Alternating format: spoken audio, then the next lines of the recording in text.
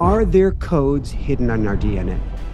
We are an example of a highly advanced, technologically sophisticated soft technology, and there is a battle for our very humanness.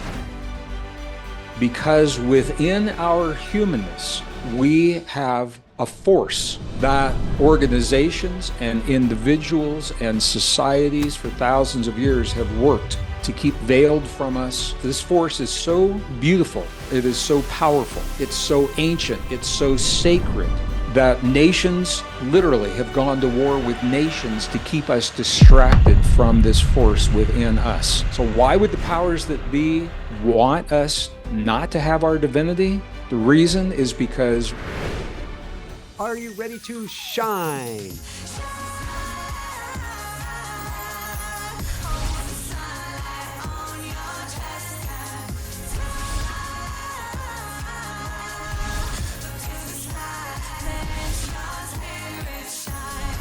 Shine bright. Woo-hoo!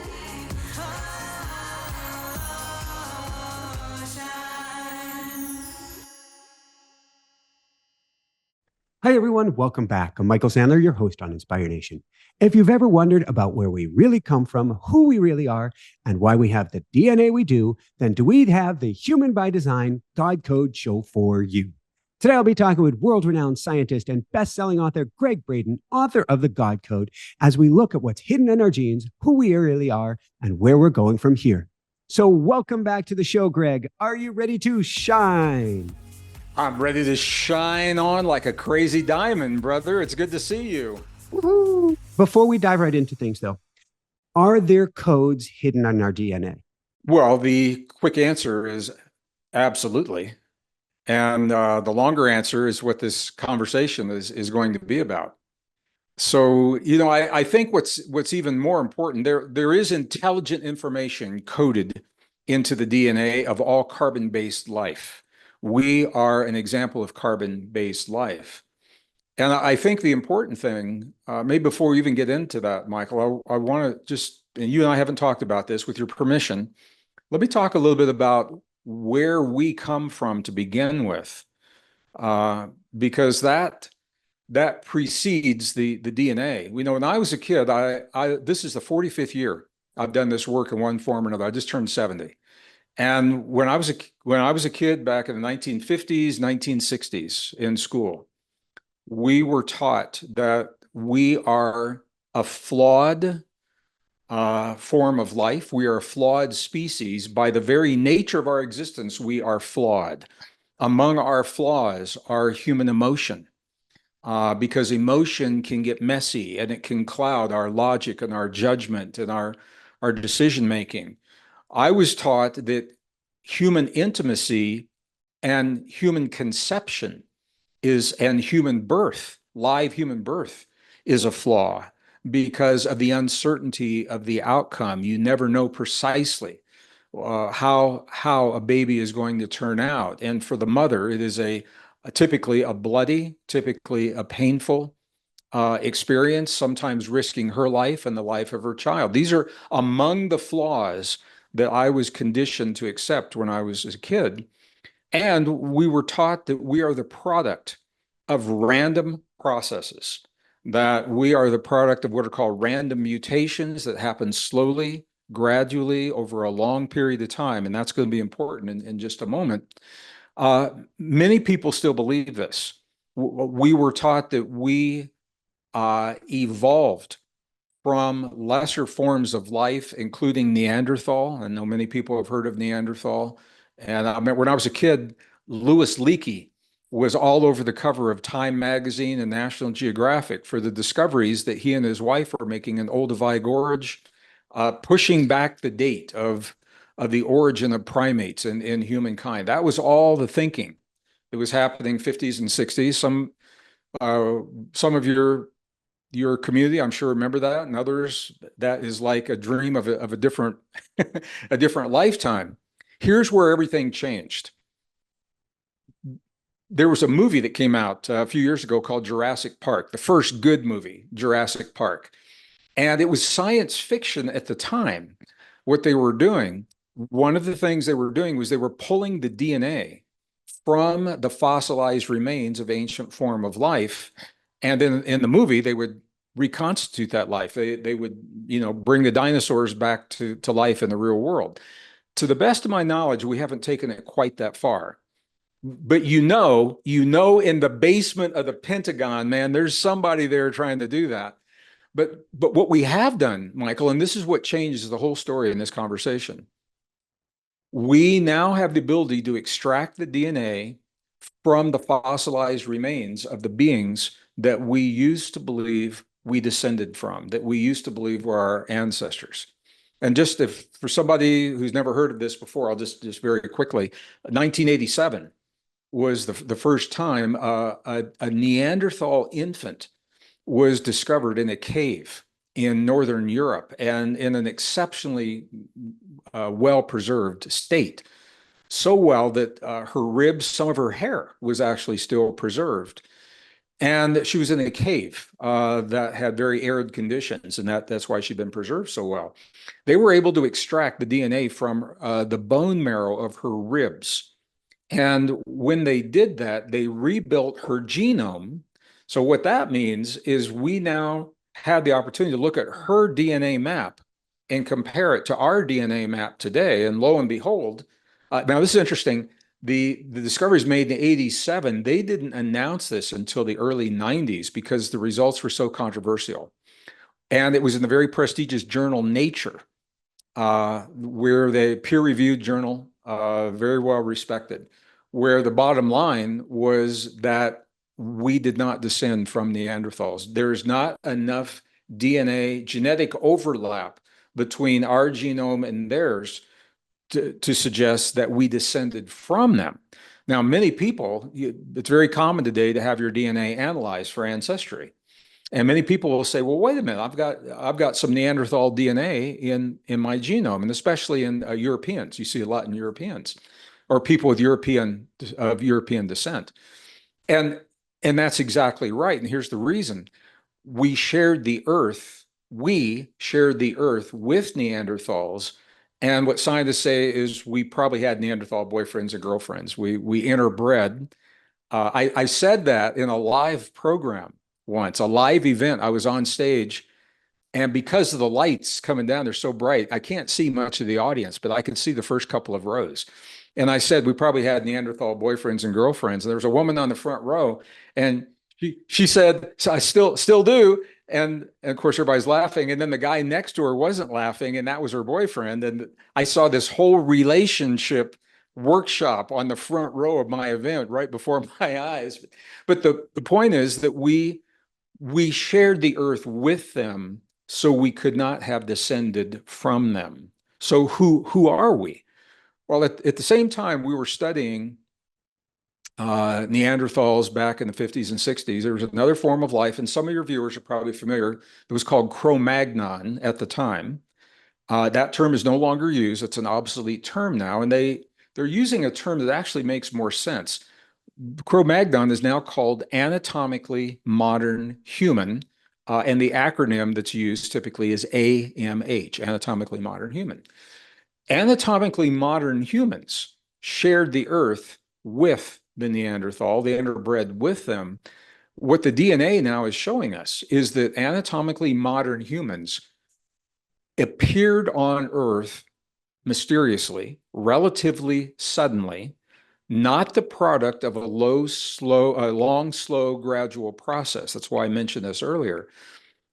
Appeared about 200,000 years BP, before present, 200,000 years ago.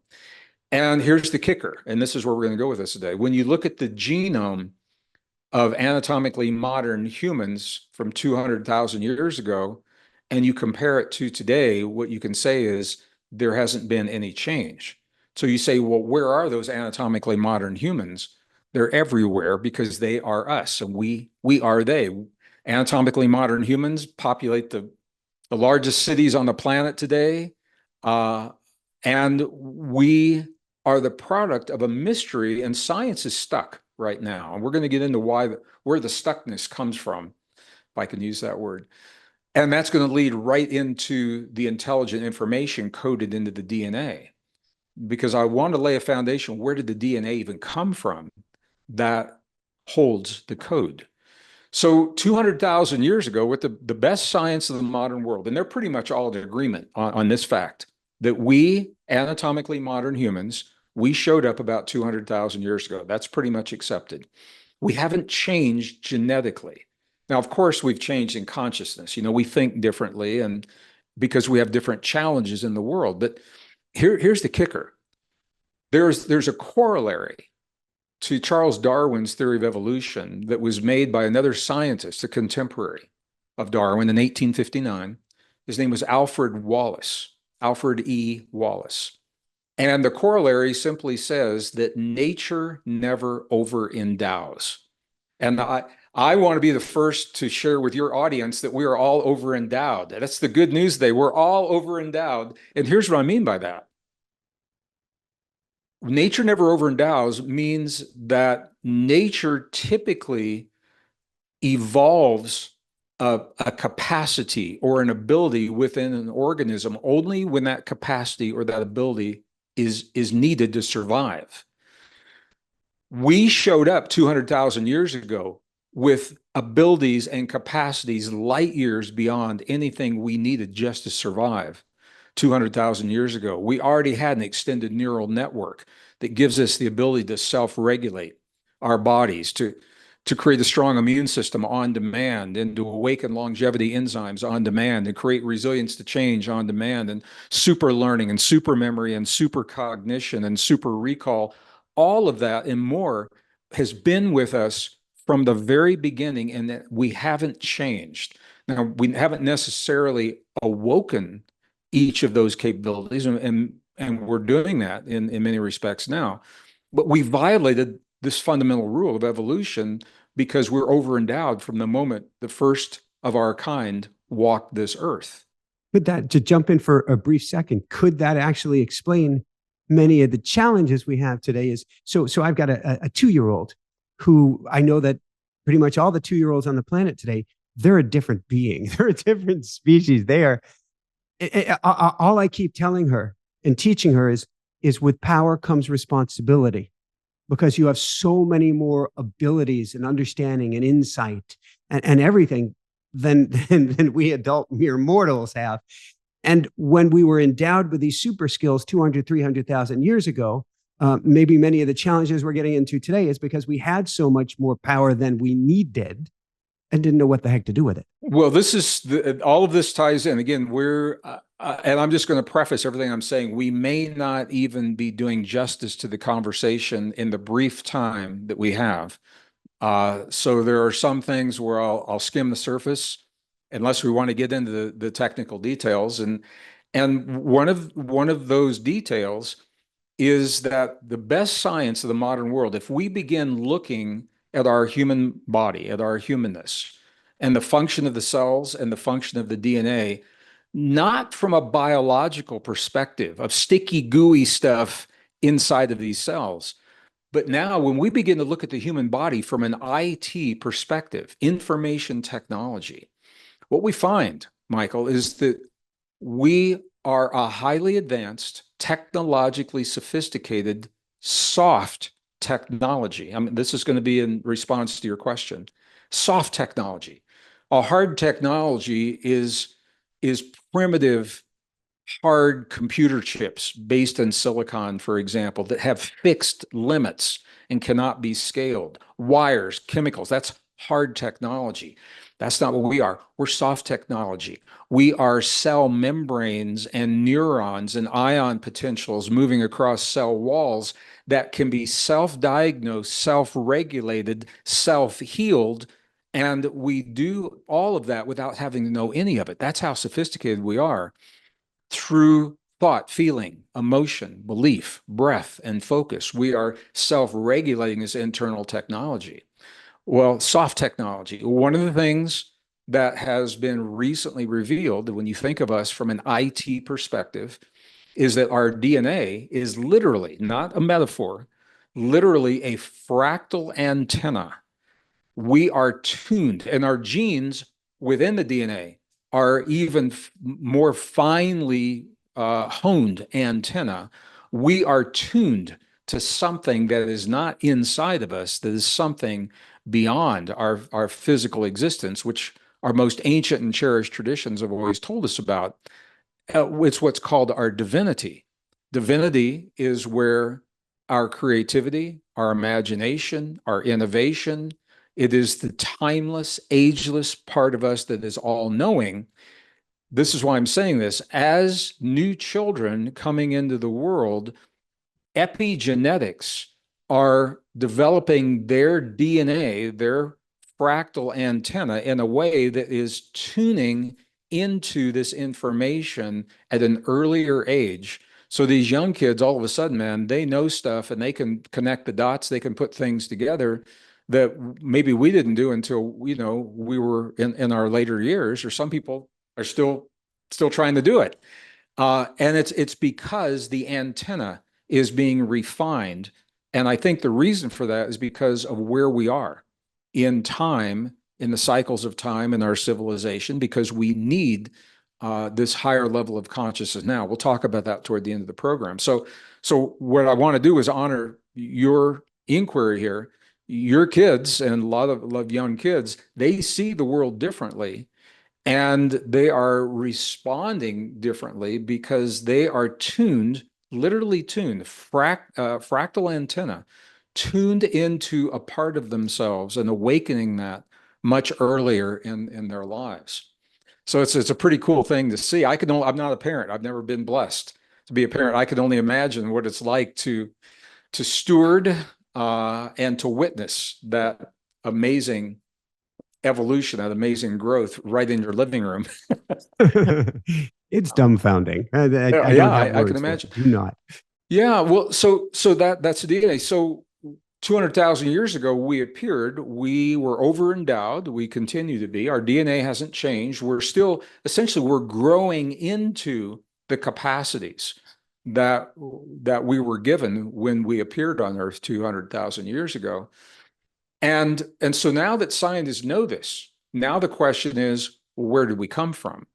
So now I'm going to answer it in two ways. As I'm a degreed scientist, I'm an earth science degree geologist, but I have a strong background in life sciences, math, physics, computer science, and archaeology. So it's that multidisciplinary background that allows me to stay current. I read the journals and I stay current with the new discoveries. And what those discoveries are showing us, the human DNA. I mean, there's so many. I'm hesitating because I don't want to get too much in the weeds here. But the DNA that gives us our capacities, that gives us our over-endowedness, is not the product of random processes. And one of the first places where scientists really were able to nail this down is our human chromosome number 2. So human chromosome 2, it's a mysterious chromosome. It is about 8% of all of our DNA is in this one chromosome. Chromosome is a long strand of DNA, and that DNA is made of shorter segments that we call genes. So the genes make the DNA makes the chromosomes. Human chromosome number 2 is this really unwieldy looking, when you look at it physically in a microscope. And the reason that it looks so different than other chromosomes is because now scientists know it is the result of a fusion, an ancient fusion of two other chromosomes that were fully enabled, fully intact in other forms of life. They were fused together in a way that cannot happen in nature. And scientists acknowledge that. Proceedings from the National Academy of Sciences, 1991, were the first that identified this. And if it was just a fusion, you could say, well, it's rare, but maybe it could happen. But it's what happened after the fusion. After the fusion happened, there were genes that were tweaked. There were some that were added, some that were taken away, some that were, it's called silencing, where the genes are not allowed to express, to stabilize the fusion. And think of it this way. Just do it. Tell a little story here. If you have two companies that are fully intact and fully functional, I'm going to do a hypothetical example that we know would never happen in a million years, like Amazon and Whole Foods. There's All no right. way those two ever come together. It would make no sense at all for that to happen. Yeah. But of course it did. Let me Um, place my order. well, but here's the thing. Those were, I'm going to use this as an example. Both those companies were fully intact, fully functional. They both had human resources. They both had shipping departments. They both had, finance departments. When those companies merged, those functions were redundant and they were overlapping. In some cases, they worked counter to one another. So they had to be resolved. They either had to be merged and tweaked to work together, or they had to be let go. And some people, their jobs changed, and the same thing happened when these chromosomes came together, fully functional, fully intact. Now they have overlapping functions. Some of them had to be tweaked to accommodate one another. Some of them had to be turned off. Some of them had to be deleted.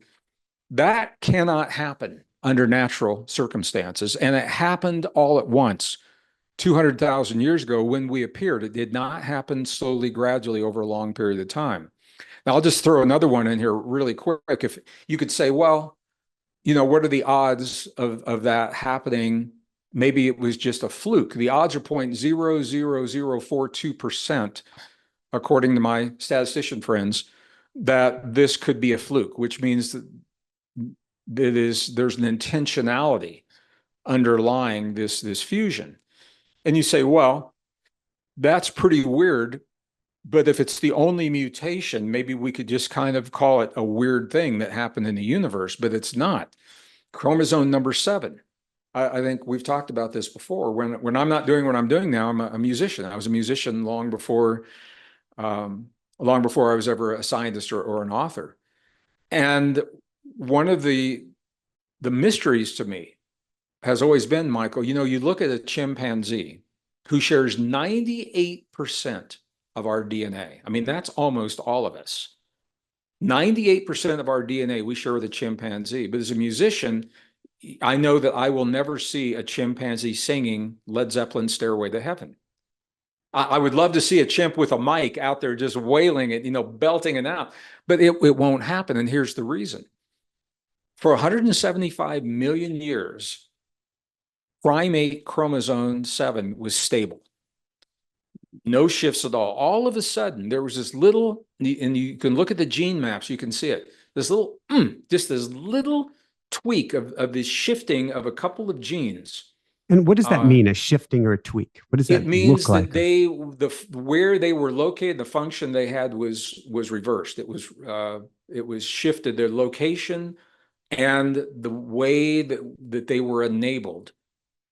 So because each gene, okay, back in the old days, we used to think that it was one gene that would produce one protein in the human body. Now we know that we are so advanced that one gene can produce many proteins. They can produce, up to 400 different proteins from one gene, depending on the environment that they find themselves in. That's what epigenetics is all about. So there was this little tweak in chromosome number 7, and all of a sudden, a part of our brain was linked to a part of our mouth and our jaw and our tongue that allows complex speech and singing in humans. And it happened 200,000 years ago, the same time chromosome 2 was being fused. So when we look at it happened in a way that cannot happen in nature, and it happened in no other primate, only in anatomically modern humans. 200,000 years ago, we had our DNA was tweaked to give us the extraordinary potentials that we find ourselves today. And now we know that DNA not only is a blueprint for the functioning, the biology in the physical world, it is an antenna, a fractal antenna, according to peer-reviewed science, that is tuning us into information, a field of energy. And this is where there's a peer-reviewed journal. It's called the Journal of Alternative and Complementary Medicine. And they had published, I know we're going to do this, so I'm doing this from memory. I'll paraphrase it. But what they revealed in this article is that the human heart, for example, the neurons in the human heart are tuned to a field of energy that is not limited by the laws of physics, time, and space as we know them today. That means we have access through this article, through the heart, to information that is not bound by our location. This is what intuition is. This is why a mother in Brisbane, Australia, can know that her son in Afghanistan is in trouble on a routine patrol before his commanders know he's in trouble because of the intuitive connection between a mother and her sibling. It's anecdotal. We hear about this, but now the science is beginning to understand it's the DNA between the mother and the son that are communicating information, and we are in constant communication all the time. So fractal simply means an example of fractals mean different things to different people. Let me give an example of a fractal pattern. Uh, in the old days, we used to look at an atom, and the model for the atom was a nucleus, something in the middle, and then we would have things rotating around that nucleus, electrons or rotating around that nucleus. And that pattern, interestingly, we see that's a very small level. We see the same pattern reflected, for example, in our solar system, where we've got a sun with planets moving around the sun. And that same pattern we see in our galaxy, where we have a central field of energy, a black hole, and entire solar systems moving around that. It's the same pattern on different levels. Or when you look at an aerial photograph of a river system in Colorado, you and I both used to live in Colorado. You look at the Colorado mountains and see the drainage and the bifurcations and the forking, and then you take that and you put it next to the root system on a tree, and you take that and you put it next to the bronchial system in the human lungs, and the patterns are the same, different scales, different function, but the same pattern. So what we say is the atom is a fractal pattern of the solar system, or a solar system is a fractal pattern of the galaxy, or a tree is a fractal pattern of the bronchial system and human respiratory system. So it's all about scaling and patterns. And the reason this is important is because what we find as a scientist, I'm in awe of this, is that as complex as our bodies and our world look to us, Michael, we're actually made of a relatively few number of patterns that simply repeat and scale larger or smaller, but they're the same patterns over and over and over again. And there's a whole conversation about why that would be and what that means to us, but it's one of the fascinating things. So now we're beginning to look at us as something much more than lucky biology. We're more than random mutations happening slowly, gradually over a long period of time. There appears to be an intentionality underlying our existence. This is where science is stuck. And I can say this as a scientist. I've been to the conferences, still go to the conferences. Science is not equipped to deal. They could. The scientific method will allow for it, but the scientific thinking is not equipped to deal with the phenomenon of intentionality when it comes to life. They are looking at, because if there's an intentionality underlying our existence, it implies a purpose. And we're going to go there in just a moment. Science isn't really equipped to do that.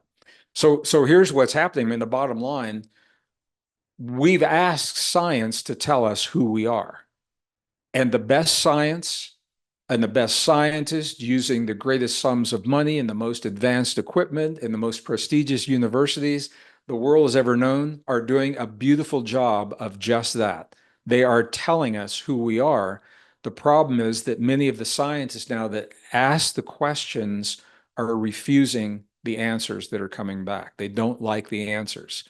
So another way of looking at this, and I've seen this as a scientist all my life. I'm going to draw a distinction here. There's a huge distinction between taking the evidence that is constantly being revealed, whether it's archaeological or anthropological or paleontological, fossil evidence, DNA evidence, genetic, whatever it is. There's a huge difference between taking that evidence and forcing it to fit into a pre-existing story that we call Darwin's theory of evolution. There's a big difference between doing that and allowing the evidence that is emerging to lead to the story that it tells. Academia is fighting tooth and nail for what is called the standard model of human life. And this generation of professors is fighting to keep Darwin's theory alive. A new generation of professors is emerging with seeing it differently. I just wanted to finish that. I'm sorry. Thank you. No, sorry. That was important. Why is it this? Well, okay. Fractal, fractal world. We're seeing this in politics. We're seeing this in old patterns on earth of human beingness. It sounds like the old guard, old gasp before they let way for the new. Again, this is unscripted. I didn't know we were going to go with this. If you want a context for what we're seeing happening in the world today, and then we're going to go right into the message in the DNA. So I'd like to move it in that direction. If you want a context, Michael, for what's happening in the world today, everyone knows that the world is very different. And for some people who see no context, the world looks very frightening because it looks like the world is coming apart at the seams for no reason, that these are spontaneous things that are happening, the wars that are happening, the political breakdowns, the climate, all these things, they look like they're just random, spontaneous happenings that are unfolding here. Well, I'm a systems thinker as a scientist, and I don't want to dwell on what I'm going to say. And I think it's important if we want to honor ourselves and make sense of what's happening here, to look at this big picture. And the big picture is that there is a battle unfolding on this planet before our very eyes. Some people choose to see it, and some people don't want to see it.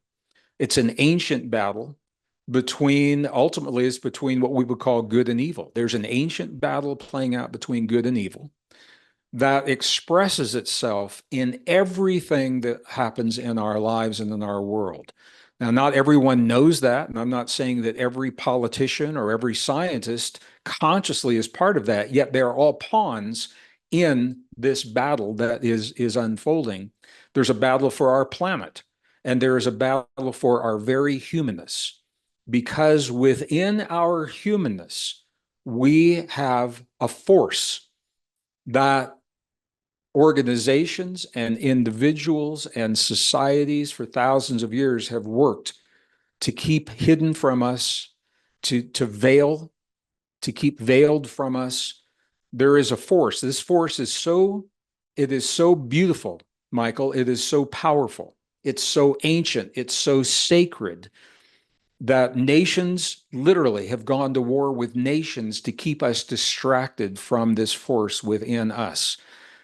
Armies have leveled armies, societies have collapsed, financial systems have collapsed, climate has been engineered, lies have been embraced. And I'm not saying that all those things aren't important. We need to talk about them in a kind and healthy way. Ultimately, they all have become distractions, keeping us spun up, keeping us feeling small, powerless victims of a world that we feel we have no control over, to hide this force within us. The force, our humanness, is what gives us access to our divinity. Divinity, and this is really interesting. A lot of people believe that divinity has something to do with religion. And I can see where that would be, because there are schools of divinity that are deeply enmeshed in religious teachings. But if you look at the definition of divinity, it's very cool. Divinity is simply the ability to transcend perceived limitations. So I'm going to break that down to two things. The ability to transcend means not just survive, but to thrive, to become more than those limitations. And then perceived limitations, think about what that means. They may not even be real. We perceive them, we empower our own limitations that may not even be real. And the DNA that we were given 200,000 years ago is what gives us the power to transcend and to, through the DNA as an antenna that we've just talked about briefly, it's that DNA antenna that allows us to tune to the part of ourselves. It's not living in here, but it expresses through our bodies. It is timeless, all-knowing, ancient. It's the source of our empathy, of our sympathy. It's ultimately the source of our healing.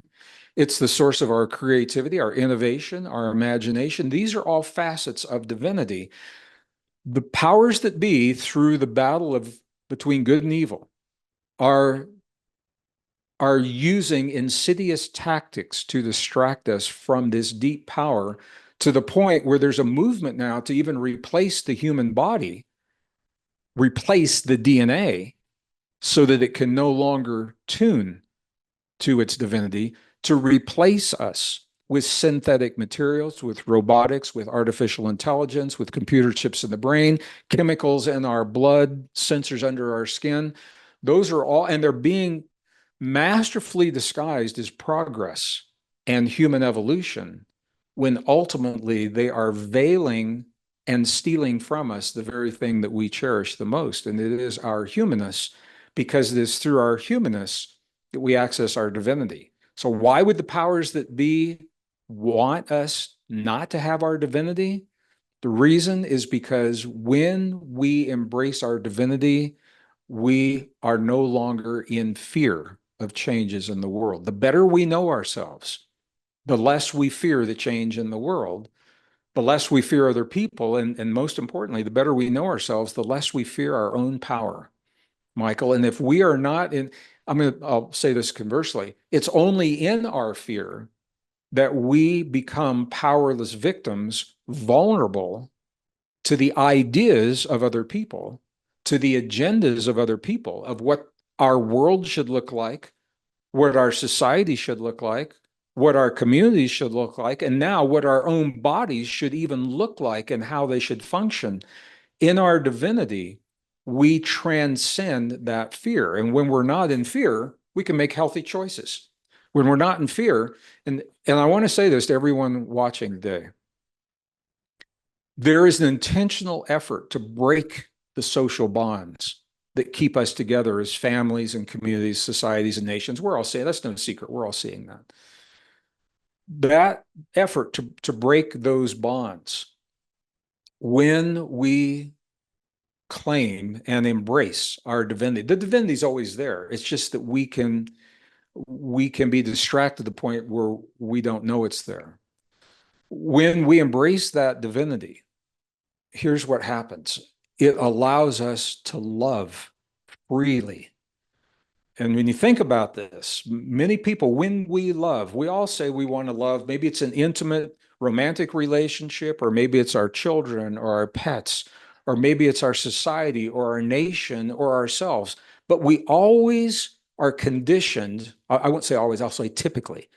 Typically, we're conditioned to always hold back a little bit, to not love 100%, just in case something happens and that love fails. We don't want to be lost in the emptiness of having nothing. In our divinity, we are empowered to love fully and fearlessly. We are empowered to forgive one another without the expectation of something coming back to us. So often people will boast of their forgiveness of themselves for their misdeeds, or, of other people, and they're expecting accolades, or they're expecting something in return. In your divinity, you don't need that. It is the act of the forgiveness that is where the healing begins. And so you begin to see why a force of evil would want to prevent us from accessing the deepest truth of our existence, the greatest source of our power. And this is, like I said, it's an ancient battle. Sometimes the battle is a battle of thoughts. Sometimes it's a psychological battle. Sometimes it boils over into a kinetic battle. And so we're seeing that. We saw that kinetic battle in Israel on October 7th. I was in a hotel room in London the morning that it happened, and I was watching the live raw feeds before they were filtered and before the America was asleep because of the time difference. And 8 hours later, when I started seeing the American news feeds, those images have been scrubbed. America to this day has not been allowed to see the truth of the horror. Maybe we don't need to. Maybe we don't need to, but here's the point. That was pure evil that played out. It had nothing to do with politics as people are trying to make it into. It had nothing to do with politics. This was pure evil, insidious evil in a level that I've never seen before. And that is an example of the kinetic facet of the battle. So all of this is important because ultimately it's all about us. We are the prize. We are the prize. Our humanness is the prize on this planet because there's something so ancient and sacred and precious and beautiful and powerful within our humanness. Our humanness links us to the divine. And when we live the truth of our divine, people say to me, they say, well, Greg, how do we win this battle? That's the old idea. The old idea is win and lose. If you think you're going to win, what you're doing is you're engaging and succumbing to the hate and the fear on the level of what is being presented. We don't want to win. What we want to do is triumph. And the way you triumph over good and evil, and you don't have to know anything I'm saying, this is the context to make sense. You don't have to know this. The way we triumph is to live the best version of ourselves, Michael. When we live the deep truth of our divinity, we love fearlessly, we forgive without feeling the need for some kind of recognition. When we freely express with kindness our ideas, not hate, but with kindness, when we innovate, when we create, people are afraid to innovate. They're afraid to create. They're afraid to express because of the way this battle is now playing out through social media, through politics. And there's a whole conversation we can have. There's actually a term for this. We are all casualties of what is called fifth generation warfare. And it is an insidious form of warfare it's a psychological form of warfare that has been developed and honed over years. So we are all part of that. And the way that we transcend that is by living the best version of ourselves. So this is one more thing, and then I want to go into the message, into the DNA. This is, I think, something all of us are faced with now. Because if you participate in society to any degree, if we participate, then we are participating in information flow. All right. And all of the information is skewed. It's very, very difficult to get clean information that is not skewed. And the information is designed to trigger our most primal instincts. And it is those primal instincts that are being weaponized. So for example, let me just take an example. 2014, 2011, the Occupy movement, rich against the poor, 1% against 99%. Is that real? Yes. Is it important? Yes.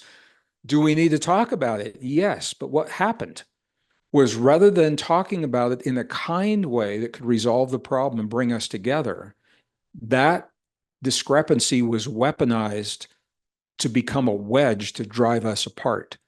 And it's it's very successful. It's still happening today. Then the same idea is applied to men and women and the Me Too movement and the truth telling. Deep conversation that's important, but it was weaponized to drive us apart rather than used to bring us together in kindness and understanding, deeper understandings to become better people and build a stronger society. Same thing has happened between blacks and whites, Christians and Muslims, Jews against Muslims. Now it is happening between adults and children. It's happening between genders. All of these are important conversations that are being weaponized and they trigger something within us. So this is what I want to say. There are times when we all have an inner warrior, all of us do, where we will defend the things that we love and cherish the most, our family, certainly, ourselves. And in the end, at the end, when we become warriors, there's a consequence on the physical, on the 3D level. Typically, someone gets hurt. But on the non-physical level, not many people are talking about this, and this is what I want to say.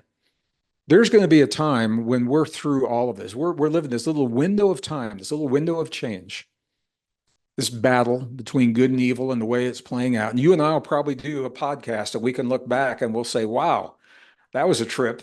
I look forward to that. There'll be a time when we're through this. The question that we all have to ask ourselves, and this is a deeply spiritual question, is what have we become in the process of living through this time in history? What did we allow the social media to make us into? What did we allow ourselves to become in the presence of the information that we have received? And when we feel the need to resist or to fight, there are ways to do it. Did we fight, or are we fighting now? Are we fighting now from our fear of what happens if we don't, or from our love of what we know is possible if we do? Have we allowed the information to trigger so much hate within us that we respond in ways that we would never choose in a million years? It's almost like it's out of our control. This is part of the insidious warfare that's happening. So we can be conscious. And we're going to go in, when we read the message that was given to us 200,000 years ago, it becomes a powerful tool, Michael, that empowers us to stand in our love in the presence of the evil that is unfolding around us. Are you okay if we go in that direction? But again, it's unscripted. We haven't talked about this. Absolutely. And I'm resisting. There's for those who are listening, there are so many questions coming up here, but I'm deliberately not blocking the flow at the moment by trying to tangent you. We could do questions now and then pick it up, or I could go through the message and then we could do questions at the end. Let's do that. Go through the message. Yeah. So again, this is for some people, what we're talking about, Michael, they think about every day and it's nothing new. And then there are some people I recognize a very different way of thinking.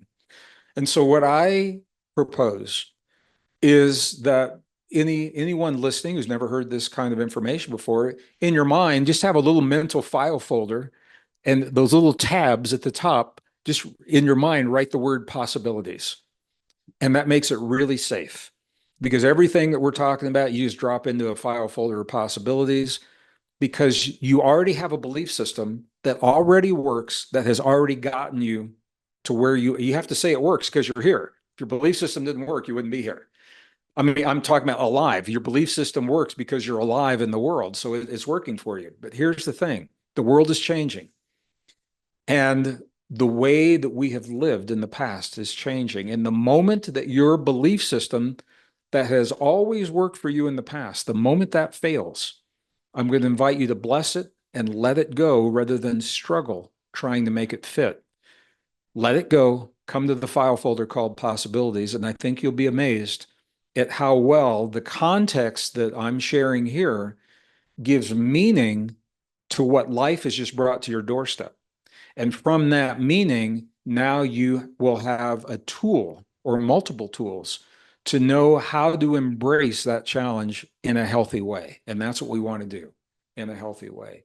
So when we find the need to fight, and I think our values are being challenged, Michael, all of us, we have to decide what values we cherish in the new world that's emerging. Because if we don't claim those values, there are powers, politics, policies, and societies that will roll right over our most cherished values, and like family, and like the human body, and like healing, and like food that actually comes from the earth that we can share with our neighbors. All of those things are being, their policies that are denying them, the laws making it illegal to grow your own food and share it with your neighbor. And in some states in the United States, that's becoming illegal now. Farmers markets are becoming illegal in some states. So we have to claim those values. But here's the thing.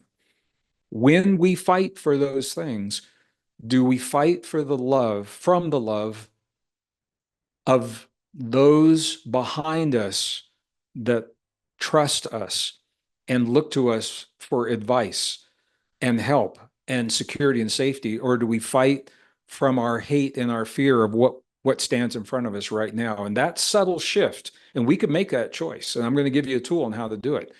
That subtle shift makes all the difference on the spiritual level, on the other side of where we find ourselves now. And I think this is really, I face this every day. So I'm in this with you. And I'm a student. I'm learning. And I have been triggered by what I saw on October 7th, triggered me tremendously. It triggered me, the events themselves triggered me, and the unwillingness to share the truth with the Western audience, leading many Westerners to take actions that make no sense in light of what actually happened, but make tremendous sense in light of the false information they've been shown. So that triggers me as well. The lies trigger me. And so I'm just saying to you, I'm in this with you. I have to deal with this with you. How do we, as we go through this, and this brings us back to chromosomes, this brings us back to a secret code or message inside of us. And to me, love activates everything. How do we bring it back? And to me, these are all focal points helping us to make that decision of what's most important. How do we bring it back to love? Well, it's all context. And I want to say this because if you don't see the context, the world looks scary and it looks like things are happening for no reason. If you can look at every event that's happening and say, where does that event fit? If there is a battle between good and evil, where does that event fit? Does that event allow me more freedoms or fewer freedoms? Deeper expression of my humanness or less expression of my humanness? Those are the ways that the context can help us. So what do? Well, we go back. We're not a product of a random biological process. We were given the gift of life 200,000 years ago. It's a whole story about why it happened and how it happened. So now I'll fast forward in the 1980s. I think many of you know I was during the Cold War years. I found myself working in the defense industry, not by choice. I'll just tell you the quick story. As a geologist, I wanted to explore the cosmos. And American technology had built two probes called the Viking 1 and the Viking 2 probes that went to Mars. One of them circled the planet, took 19,000 photographs. The other one landed on the planet, was taking samples of the Martian surface. And I said, you know, I want to be a part of that. And I had a rare background at that time. Computers and computer programming was emerging. And I was an earth scientist, and there weren't a lot of people that were doing computer science and earth science. So I said, I'm going to go to the country that builds those kinds of probes, and I want to be part of that. And they hired me. And I didn't have, it took 6 months to get a security clearance. You had to have a security clearance when you worked there. And when my clearance came through, they said, well, you have a job, and we're in the Cold War. We need your expertise on the defense side of the house, developing software, rather than the exploration side of the house, you know, exploring the cosmos temporarily. And I went through a lot of stuff around that, and I learned a lot from it. And it was a good experience. And it was also a frightening experience in many ways, because I got to see the way that people and nations respond when they're in fear and they have weapon systems that you can't even imagine today. So it was during that time that I had access to the emerging computers. They were used to fill up a whole room, and then they were coming down onto what we call desktop computers. That was a new thing back in the 80s. It was also during that time that the human genome, they were able to actually start putting the DNA map and computerize it, make it digital. That never happened before. And those things were coming together. And so as a computer scientist, my job was pattern recognition software. That was my job. And as a pattern recognition software developer, the first time I looked at the human genome, I said, man, that's not random. There's something in there. And it was a very different way of thinking of DNA as information. People were looking at DNA as sticky, gooey stuff in the cells. So it took 17 years for me to go from that realization and all the ways to approach it to the book that was released in 2004 called The God Code. So here's the bottom line. When we look at the stuff our DNA is made of, it's made of the elements on the periodic table: hydrogen, nitrogen, oxygen, carbon. And each of those elements is represented by numbers like atomic mass, atomic weight, valence, all those kinds of things. We all know that. I'm also a linguist. Every ancient alphabet that has ever been created has always had the letters or the characters of the alphabet, and they've always had a mysterious number that links to those letters that are interchangeable. If you study Kabbalah, people know this. It's very familiar, but it's true for every from cuneiform and Arabic to Sanskrit, Greek, Phoenician, every language, Chinese, Japanese, everything. It's always had these mysterious numbers. Well, here was the leap. I had to think outside the box. I said, what if there is an equivalence between the letters of the alphabets and the elements in our DNA? In other words, what if the numbers of the alphabets link with the numbers of the elements? Can we interchange them? Can I take the letters of ancient alphabets and put them, replace the elements in the DNA? And if I did that, what would happen? And the bottom line is that there is that correlation. It is the atomic mass, the number of atomic mass in the elements is the number that links to the ancient alphabets. And when I made that switch in the first level of the DNA inside of every cell, a message emerged, and that message is what I want to talk about right now. So if you've never seen this before, I'm talking to my community here, my family, our family. If you've never seen the message, it literally reads the first layer of the DNA in every cell of your body. The average human body has about 50 trillion cells. You've got 50 trillion copies of this message that literally reads as the words God eternal within the body.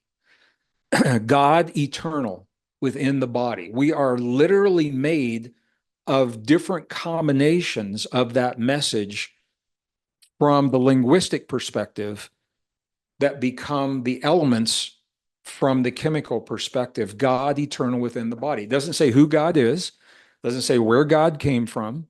And the way that I arrived at this was I followed the instructions in a 3,000-year-old text that is called the Book of Creation, or the Sefer Yetzirah, that's only been translated from Hebrew into English one time.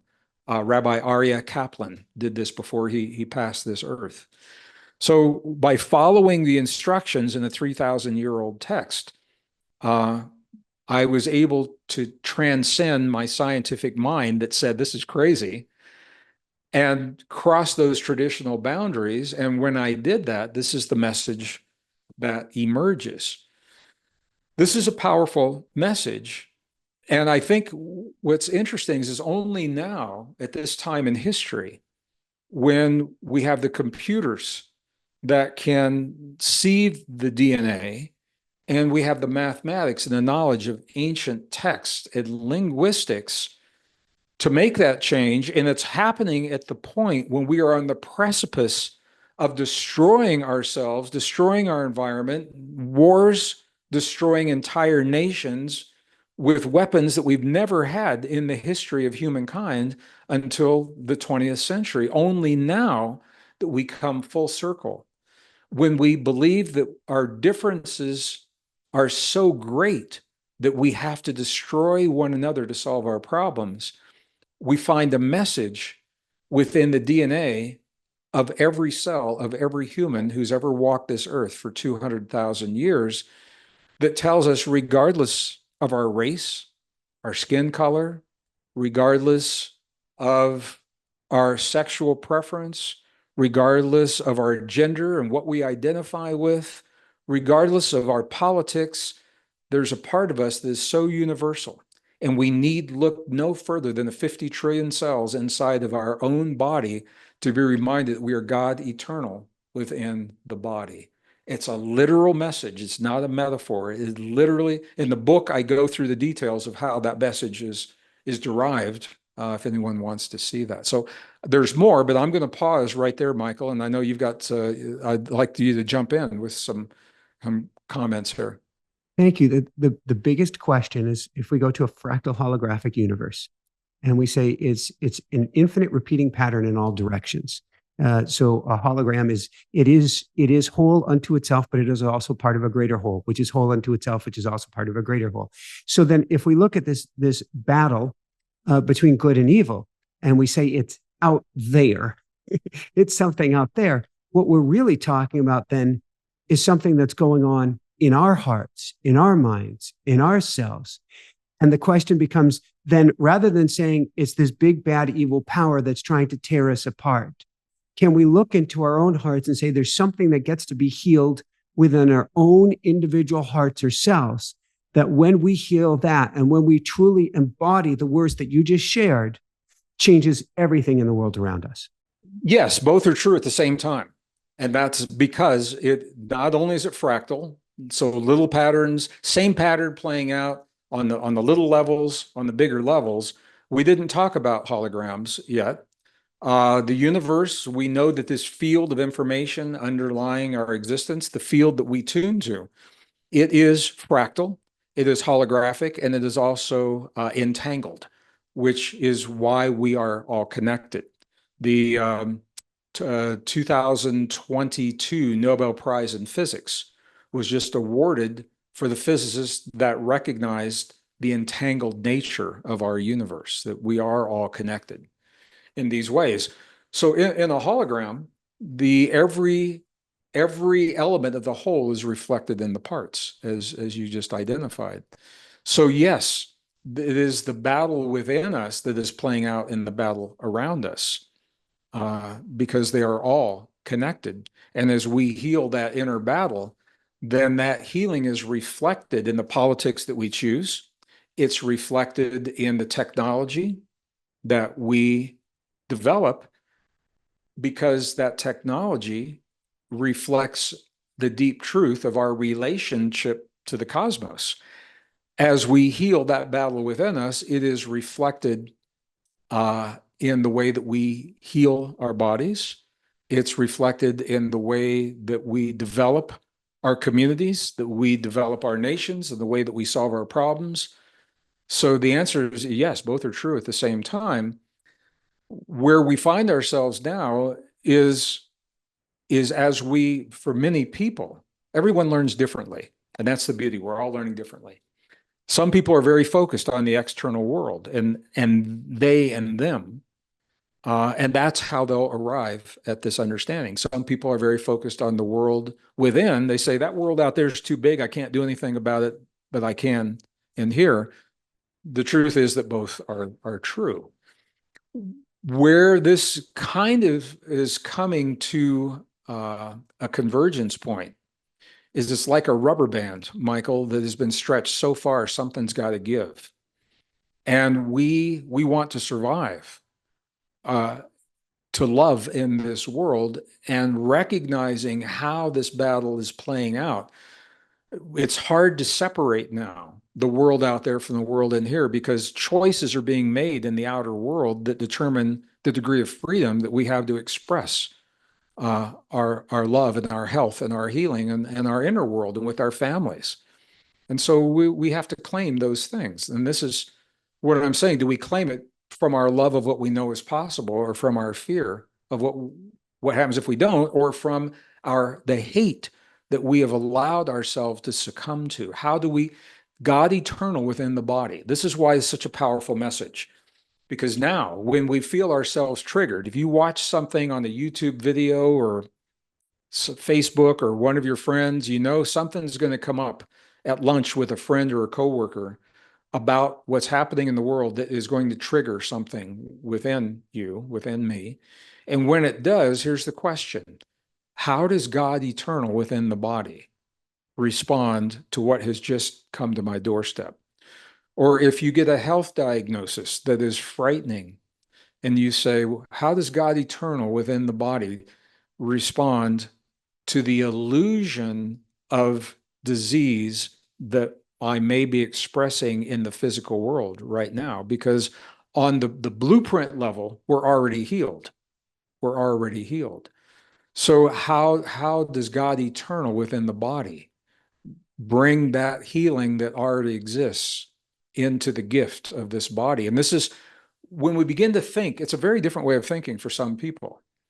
And what I believe, Michael, our highest level of mastery, I think, comes down, and we've been told this. If you, I don't have a Bible in front of me, a Christian Bible, but if you, it's First Corinthians, chapter 3, verse 16, I believe, says, "Know you not." This is Paul. He's saying, "No, you know ye not that ye are the temple of God."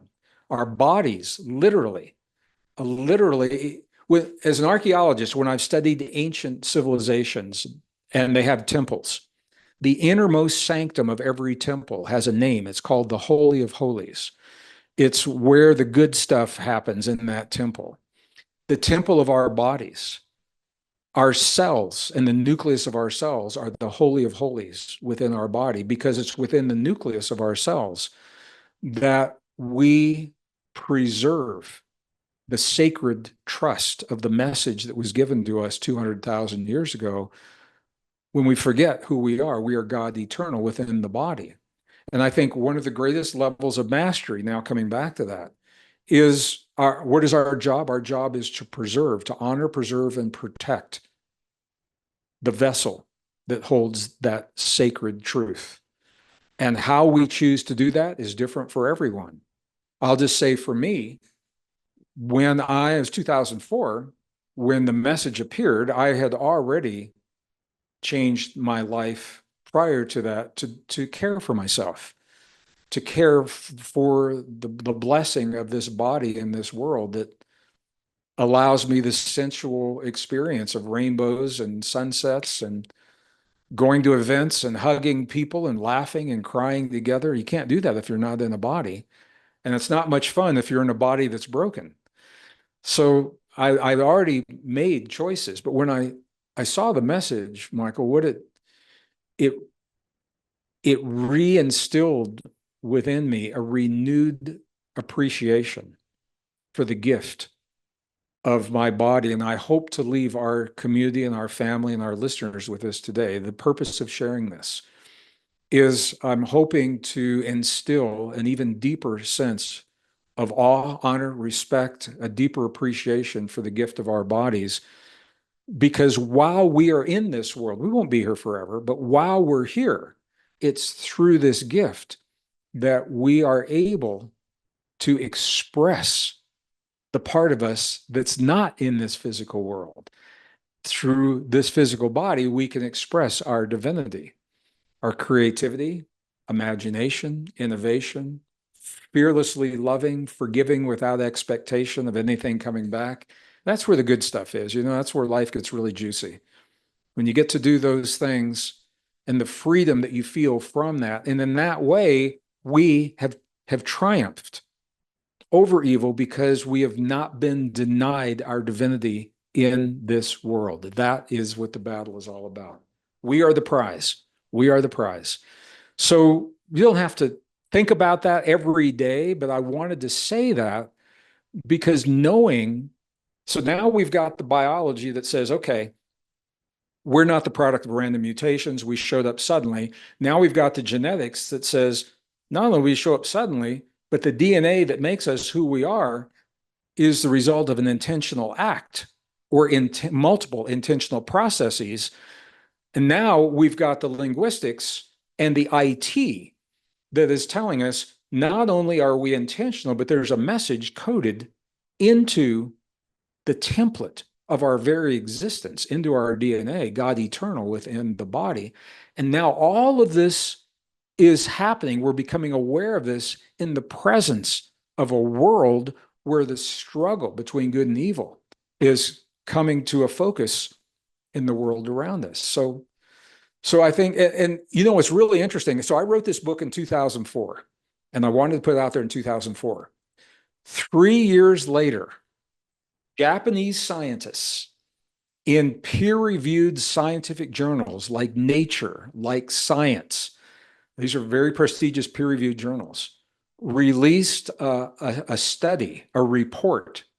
And what they showed was that they had encoded information into the DNA of a bacteria. Now that's a mind blower. First of all, you know, how information that you can read like letters, how does it get from that into the sticky, gooey, wet stuff inside of a cell? But they put it in, they did that, and I'll share how they did it in just a moment. They inserted the information into the DNA of a living bacteria, and they use this bacteria because it goes through many generations in just a few hours.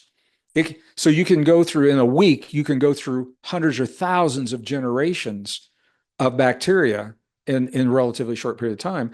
Then they took those later generations, the descendants from the original where the information was inserted, they took them and they pulled that information out. It was intact and it was readable.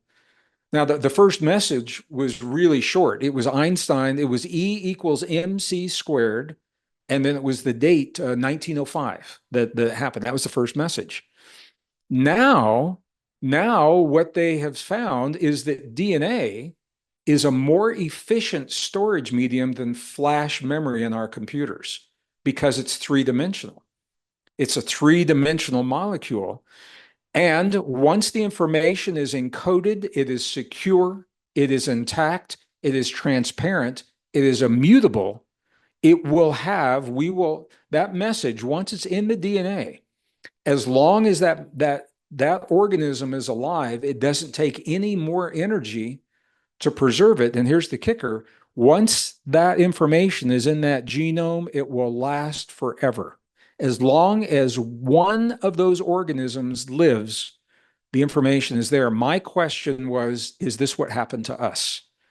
Did the intelligence that fused chromosome 2, tweak chromosome 7, and all these other things, did that intelligence imbue us with information, just the way that we are now doing with these bacteria, knowing that it would be intact and safe and secure until the day that our technology evolved to the point and our thinking allowed us to cross the traditional boundaries of the sciences so that we can see this? And apparently the answer is yes. So my book came out in 2004.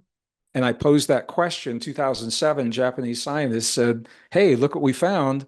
It's possible to do this. We've only had computers 70 years. What would it mean for a highly advanced civilization that's maybe had computers for 1,000 years, which is nothing, or 5,000 years in terms of a civilization? What would that mean? So this opens the door to a lot of really deep and beautiful possibilities. And it's a very different way of thinking. And for some people, it's a difficult way of thinking. For some people, it's a welcome confirmation of what they've always sensed was true in their hearts, yet needed something to hang that belief upon in the physical world. This gives us that something. Thank you. So then, so many great questions. Try to keep it narrow for the moment here. Let's do the lightning round. We have time. Let's do lightning round. So I laid the foundation of all the big stuff. We can tie into it any way you want. Lightning round first. Who took, and I'm going to go with people get to read the books to fully understand this. We're supposed to have telomeres on each end. When we're talking about each, we've got one that's got telomeres in the middle. Wait a second, that doesn't belong here. And that they were potentially glued together. Who did this? What is your, and you laid out in your book 5 or 6 or 7 different hypotheses. What's your guess? As a scientist, what I can say is this: it is intentional. We are the product of an intelligence. We are an example of a highly advanced, technologically sophisticated soft technology. It's so advanced that most people don't even think of us as technology. All right. We are, And we don't know the potential of who we are. So like computer chips, I have deep respect for computer chips. Are they fast? Yes. Are they efficient? Yes. But here's the deal. A computer chip will always be limited in its performance by the stuff it's made of. If it's a silicon chip, then the distance between the atoms that make that silicon is a fixed distance. Information will never be able to travel faster than what it takes to get between those. Now you look at a human neuron and you say, what is the upper limit of a human neuron? And we have to say, we don't know. And here's the reason. Every time we reach what we believe is the limit, we are so sophisticated that our bodies adapt. We adapt to become a greater potential. We don't know what our high end is in our processing. And that's just one example. Some advanced intelligence is responsible for, I mean, I'm hesitating because I don't know how deep we want to get into this. This is where the science is now revealing and confirming what the words of some of our most ancient and cherished spiritual traditions have always told us, is that we are the product of an intelligent design. We appear to be unique because we are a hybrid species, apparently that is not common. We have been given physical attributes as well as divinity merged into a single expression of life, which apparently, if you read the text, it is not a common thing to have happened. So personally, I don't know who. I can't give it a name. What I know is that we all are deeply attuned to whatever that presence is, and that's what we call upon in our prayers. That's what we call upon when we're accessing our higher self, and things like that. And I don't know that it's really important, because the point is that we're here now temporarily doing something. And all of those traditions say we're not going to be here forever. And this is temporary. We're here to learn something that we're really going to need when we get to wherever it is that we're going. What are the common themes? I cannot help but think that the common themes of love, certainly, our ability to triumph without succumbing to the forces of evil that are playing. And this is, when I say evil, it's not just a metaphoric idea. These are actual literal forces, evil in our lives that we encounter. How do we hear that without going to a state of victimhood, which is when that is won?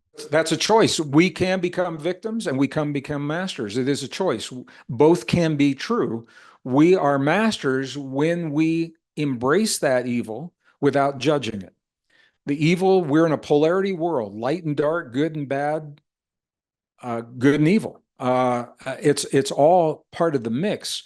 When we can be in the presence of the evil without giving our power away to that evil, without succumbing to the evil. And we do that because of the knowledge of who we are. We are God eternal within the body, walking this earth. And I have been in the presence of evil. I have been in the presence of an evil being, a physical, three-dimensional evil being. The first time it happened, I wasn't prepared. The second time it happened was a whole different outcome. I was prepared because I know who I am. And I'm still learning about what that means. What does it mean to be God eternal within the body? We're still learning precisely what that means. What I do know is that anything that attempts to steal from me or steal from me my humanness or veil my divine expressions in this world are things that are not good for me. And that's not where I want to go. There's a word you used a few minutes ago that seems extremely important. In fact, the word is extremely important. You used the word attunement. And so I'm wondering what has been impressed, what other words, what other attunements have been impressed into our DNA that we know of at this point? And maybe even more importantly, how important are words and the frequency of words as a tool, as beyond a tool, as an everything for shifting our energy and putting us back into a place of empowerment? Yeah, it's two questions. Very good questions, Michael. Thank you. The first is that we are such a highly advanced, such a technologically sophisticated soft technology that we are given the power to create our own attunement. And we do it through the process that we call epigenetics. Epigenetics is the science that tells us, this is why I said what I said. Here's one of the, if we run over a few minutes, sorry, is that a problem for you on your end? So, but many of our family, our community probably remembers this. In the year 2000, Bill Clinton went on national TV. Bill Clinton, the president, former president, who was, when we think back, was a lot more fun than what we're doing right now. I think a lot of people would love to go back to those days. That was He the went on, innocent days. it was, and that's why I'm saying that. He went on national TV and he did something that very few presidents have ever, rarely ever done. As a president of a nation, he made a scientific announcement and announced a scientific discovery. And it was the mapping of the human genome.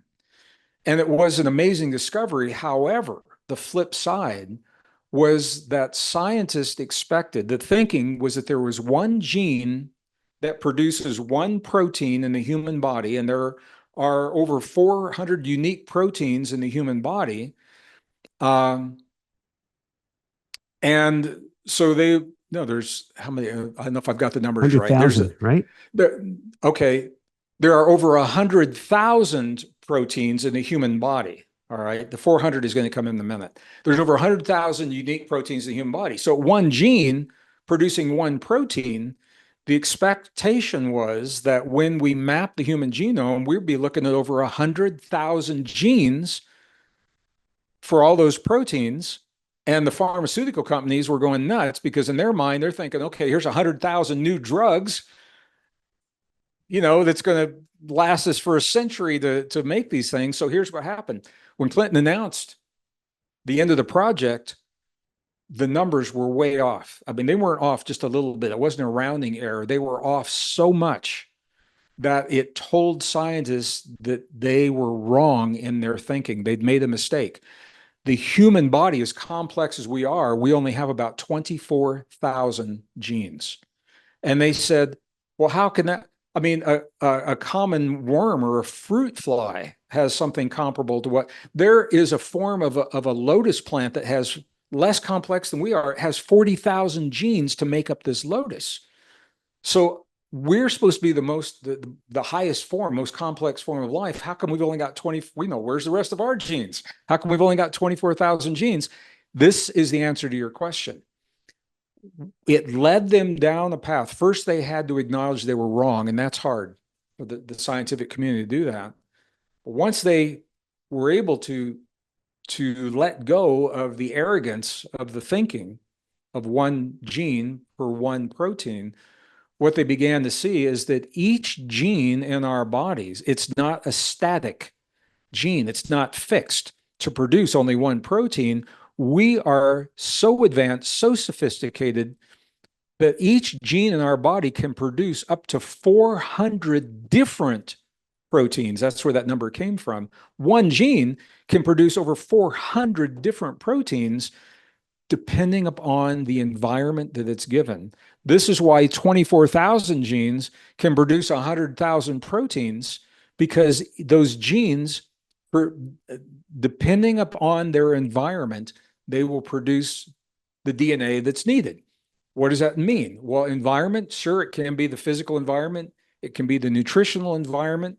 The most powerful environment is the emotional and psychological environment within the human body. How we feel about ourselves, the story that we tell ourselves about ourselves and believe is reflected in the genome. The genome is the antenna that tunes us to our divinity. The greater that we can develop a true love and appreciation for ourselves, what we're doing when we do that, not just superficial, but a deep love for the vessel, for the gift, for the temple, for the Holy of Holies that holds the message that we were given 200,000 years ago. The greater that we can do that, the finer that we hone, this is the answer to your question, that we hone or refine the antenna to deeper and more powerful truths in the field, in our divinity, so that we can express them in our lives. The flip side of saying that is that when we find ourselves, when we succumb to the fear, fight or flight, we're in survival. All of our DNA now is being programmed for that. And so it's very difficult if all the DNA is going into survival and fight or flight, difficult to fine tune those antenna for the refined aspects of our divinity that allow our healing, that allow us to love, that allow us to forgive. So we are the ones, we come into this body.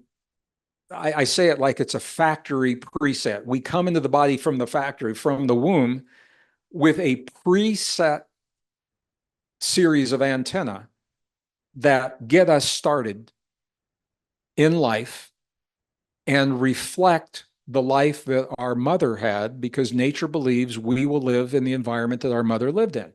So we come in with this preset, and it's enough to get us going. And then if we do nothing to improve ourselves in our lives, we may spend our whole lives in that preset. There's nothing wrong with that. Not a thing wrong with it. It's a choice. And as we develop a deeper understanding of who we are, a deeper appreciation for our relationship to our body and to the earth and to the future and the past and the cosmos and God and one another, those are the kinds of experiences that change our story, change the way we feel about ourselves. And those changes are reflected epigenetically. So we're all on a path, to I'm right in there with everyone else. We're all in this together. Thank you. Going along the corollary, and then we'll get to wind this down. So many potential questions here.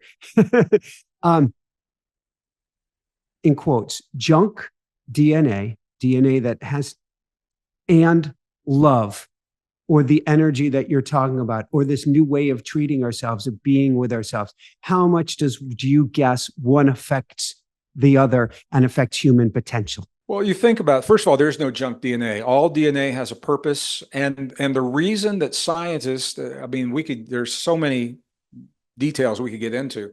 The reason that scientists have yet to be able to successfully clone life forms, mammals, they can do it.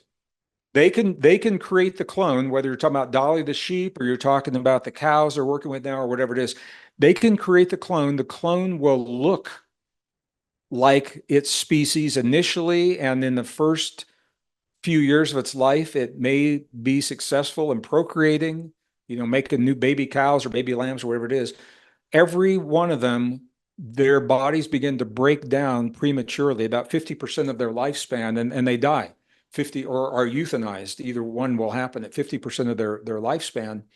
And scientists don't understand why. The reason is what you're talking about. What they now consider junk DNA is a form of DNA that is not in the nucleus of the cell. DNA is an antenna. We've talked about that. And we have DNA in our nucleus, DNA outside the nucleus. It has to be able to communicate. In a clone, you take a cell, you take that DNA out.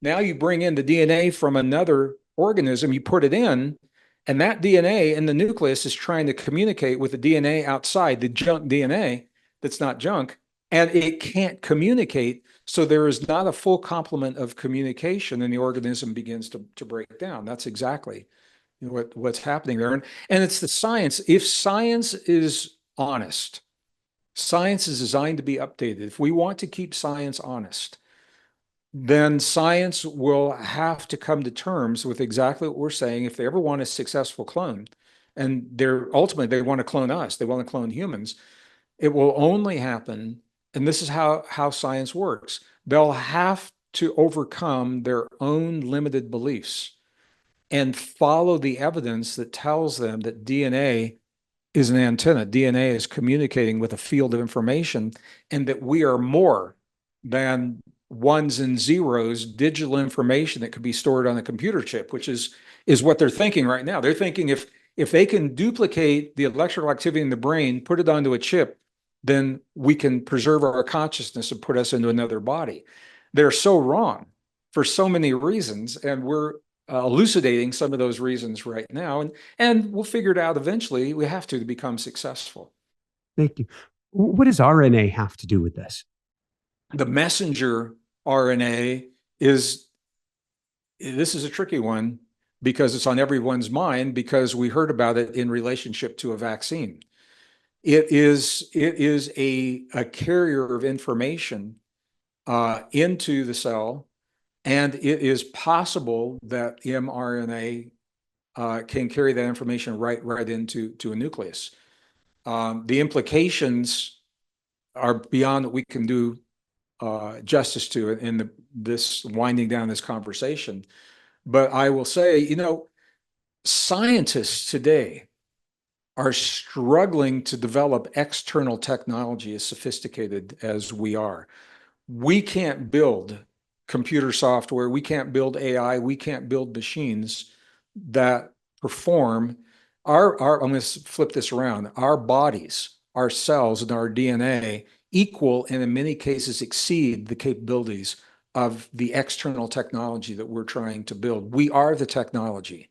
We are soft technology. And there is a philosophy that's emerging in some branches of the scientific community that's fascinating to me, Michael. And let me say the philosophy, and then we'll flesh it out. The philosophy is that consciousness informs itself through its creations. So what that means is the stuff that we make in the world around us is us telling ourselves something about ourselves through our music, through our books, through our art, through our movies.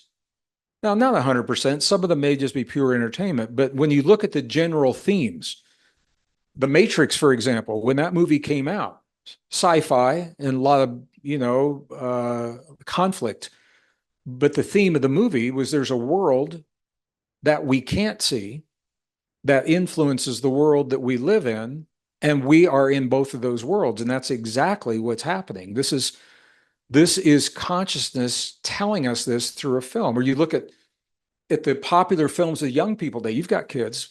Young people love superhero films where people are developing latent abilities, latent technologies. Wonder Woman, Superman, the Avengers, Mortal Kombat 2021, fighting for the planet Earth. Sure, that it's entertainment, but you look at the themes and they all reflect things that are exactly what's happening. Well, here's why this is important. If consciousness is informing us of something that we need to either remember or learn, and it's doing it through all of those, then it must be doing so through technology. And this applies 100%. The machines that we build outside of our bodies, as sophisticated as they are, they mimic functions that we already do in the cells of our body. Every cell is a transistor. Every cell is a resistor. Every cell is a capacitor. Every cell emits photons of light. Every cell receives photons of light. Light is information. We're in constant communication with the field around us. Every cell stores memory, just like we store memory on a computer chip. Every strand of DNA is actually the way that DNA stores information is permanent, it is transparent, it is immutable. And if you've heard those terms before, it's because blockchain technology that the new decentralized finance is based on mimics the way that information is stored in the DNA of human DNA, or of all DNA, of all life. So the bottom line is our technology in the world around us, we're building models that mimic what we already do inside. What are we asking ourselves to remember? What are we asking ourselves to awaken within us about ourselves? And that's a question that some people in the scientific community are asking, and it's one that we can ask ourselves every day.